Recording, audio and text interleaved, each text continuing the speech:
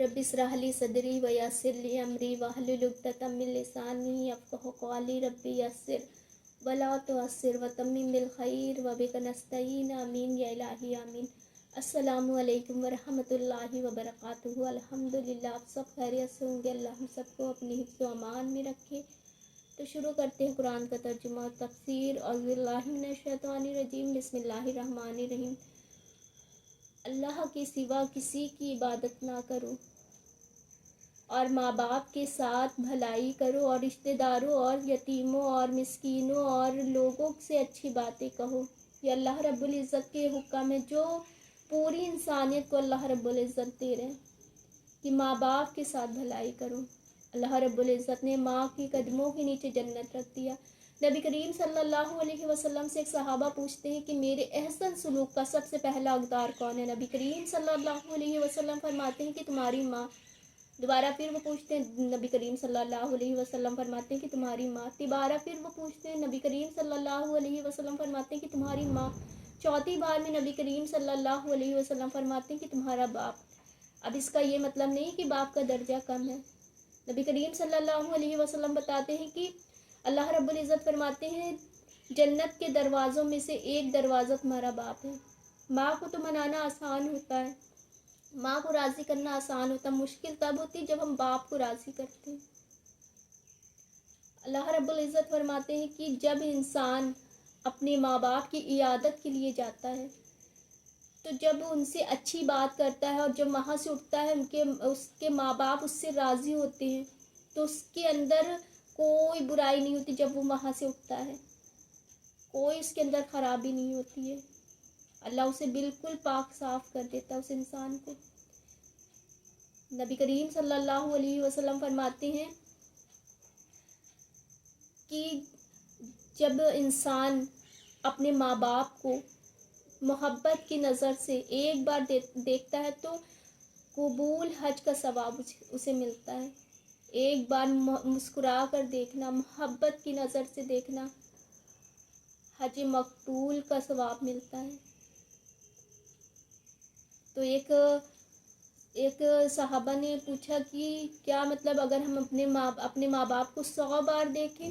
तो नबी करीम सल्लल्लाहु अलैहि वसल्लम फरमाते हैं कि क्या तुम अल्लाह की रहमत से नाउम्मीद हो कि अल्लाह तुम्हें वो नहीं दे सकता।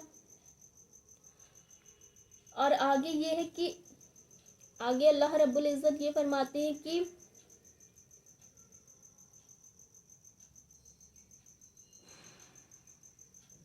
भलाई करो और रिश्तेदारों और यतीमों। देखिए जब हम किसी की मदद करते हैं, अगर हमारे रिश्तेदारों में कोई ऐसा है जिसे मदद की ज़रूरत है तो सबसे पहले हमारा हक़ है कि हम उसके अपने रिश्तेदारों में देखें, हम उसकी सबसे पहले मदद करें। सबसे पहला जो हक़ होता है वो रिश्तेदारों का हक़ होता है। और यही करना मुश्किल होता है इंसान के लिए कि बाहर तो इंसान बड़ी आराम से कर देता है लोगों के साथ, मुश्किल तब होता है जब रिश्तेदारों में करना होता है। फिर जब उनके साथ करता है अच्छे मामले और फिर अगर उधर से अच्छा रिस्पांस नहीं मिलता तो यही कहता है कि इनके साथ करने से क्या फ़ायदा। तो हमें दुनिया में एहसान नहीं अपना लेना है, जो हमने उनके साथ भलाई की है उसका एहसान हमें दुनिया में नहीं, हमें तो हम अल्लाह के हुक्म से ये काम कर रहे हैं तो अल्लाह से ही हमें उसका एहसन सलूक का अपना जो हम काम कर रहे हैं, जो हम चीज़ें करते हैं उसका हमें अल्लाह से लेने का हक़ है।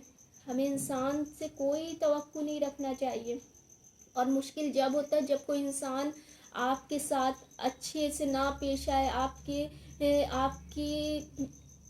आपको तकलीफ़ देता हो और वो जब मुश्किल में होता है, जब आप उसकी मदद करते हैं, वो सबसे बड़ी भलाई होती है कि आपको उससे कोई भी फ़ायदा नहीं हुआ है, आपको उससे तकलीफ़ मिल रही है, उसके बावजूद भी आप उसके लिए एहसन सलूक का मामला कर रहे हैं, आप उसकी मुश्किल में उसके साथ खड़े हैं।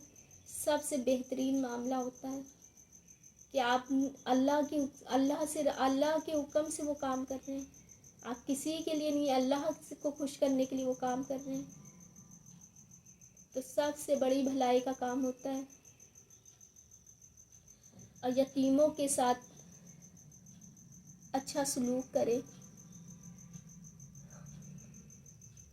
اور اللہ رب العزت فرماتے ہیں کہ اور لوگوں کے ساتھ اچھی بات کریں.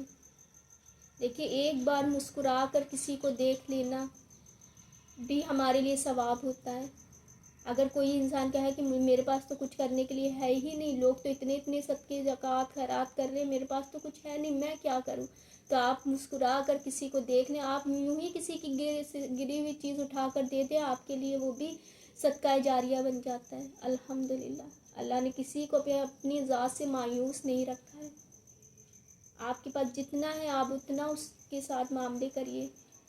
وہ جو ملین میں لوگ خرچ کر رہے ہیں، لاکھوں میں خرچ کر رہے ہیں، وہ آپ کا اس کے برابر آپ کا ہو جائے گا، کیونکہ اللہ نے کسی سے اس کی وسعت سے زیادہ حساب نہیں لینا ہے آخرت کے دن. اور نماز قائم رکھو. دیکھیے اب اتنے سارے حکم کے بعد کہ اللہ رب العزت فرماتے ہیں کہ ماں باپ کے ساتھ اچھا سلوک کرو، یتیموں اور رشتہ داروں اور لوگوں سے اچھی باتیں کرو. یہ سب انسانیت کے حکم دینے کے بعد اب اللہ رب العزت فرما رہے ہیں کہ اور نماز قائم رکھو.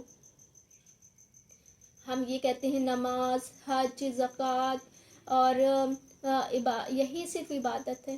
نہیں، سب سے پہلا جو حکم ہے وہ انسانیت کا اللہ رب العزت انسان کو دے رہے ہیں کہ انسانوں کے ساتھ اچھا سلوک کرو. پھر اس کے بعد اللہ رب العزت نماز کا حکم دے رہے ہیں اور نماز قائم رکھو. نماز اللہ رب العزت یہ نہیں فرما رہے کہ نماز پڑھو، قائم رکھو. ایک نماز کے بعد دوسری نماز کا آپ کے دل میں فکر ہونی چاہیے. وہ ہوتا ہے کہ قائم رکھنا نماز کو، ایک نماز کے بعد دوسری نماز کا انتظار کرنا. اور زکوٰۃ دو. پھر تم گئے کہ دیکھیے جب یہ چیزیں ہوتی ہیں عبادت کرنا تو پھر آسان ہے. اذان ہوئی، ہم نے نماز پڑھ لی، لیکن زکوٰۃ دینا یہ مشکل ہوتا ہے، کیونکہ ہمیں لگتا ہے یہ تو ہم میری محنت کی کمائی، ایسے کیسے میں کسی کو دے دوں. یہ بہت مشکل ہوتا ہے. اور جب ہم یہ الحمدللہ بہت سے لوگ اللہ کے حکموں کو اسی طرح سے فالو کرتے ہیں جس طرح سے اللہ نے حکم دیا، اور پھر اللہ ان کے مال میں اتنا پاک صاف اللہ ان کے مال کو کر دیتا ہے کہ پھر ان کے لیے خیر کا وہ مال ذریعہ بن جاتا ہے، ان کے بچوں کے لیے خیر کا ذریعہ بن جاتا ہے. لیکن یہ چیزیں ہمیں نظر نہیں آ رہی ہوتی نا، کہ ہم نے کسی کو دیا ہمیں فوراً اس کا وہ چیزیں نظر آ جائیں. یہ چیزیں تو غیب میں ہے نا. اللہ رب العزت فرماتے ہیں کہ جب انسان ایک روپیہ کسی کے لیے خرچ کرتا ہے تو اللہ اس کے بدلے اسے 10 احسان رکھتے ہی نہیں ہیں، فوراً اس کا بدلہ دے دیتے ہیں. لیکن وہ غیب کے ذریعے اللہ رب العزت دیتے ہیں جو انسان کو نظر نہیں آتا ہے. ایک نیکی کے بدلے اللہ 10 نیکیاں اسے دیتے ہیں. اور اللہ رب العزت فرماتے ہیں کہ جب یہ چیزیں ہوتی ہیں پھر انسان پھر جاتا ہے. اور جب ہم نے تم سے عہد لیا کہ اپنوں کا خون نہ کرنا اور اپنوں کو اپنی بستی سے نہ نکالنا، پھر تم نے اس کا اقرار کیا اور تم گواہ ہو. پھر یہ جو تم ہو اپنوں کو قتل کرنے لگے اور اپنے میں سے ایک گروہ ان کے وطن سے نکالتے ہو، ان پر مدد دیتے ہو، ان کے مخالف کو گناہ اور زیادتی میں، اور اگر وہ قید ہو کر تمہارے پاس آئیں تو بدلے دے کر چھڑا لیتے ہو، اور ان کا نکالنا تم پر حرام ہے. تو آج کا سبق اتنا ہی. انشاءاللہ اس کی تفسیر میں اگلے ویڈیو میں کروں گی. اور اپنے آس پاس رکھے لوگوں کا خیال، خوش رہیں، خوشیاں بانٹیں اور ایک دوسرے کو اپنی دعا میں یاد رکھیں. تو چاہتے ہیں فی الحال تو آپ سے اجازت. جزاک اللہ خیر.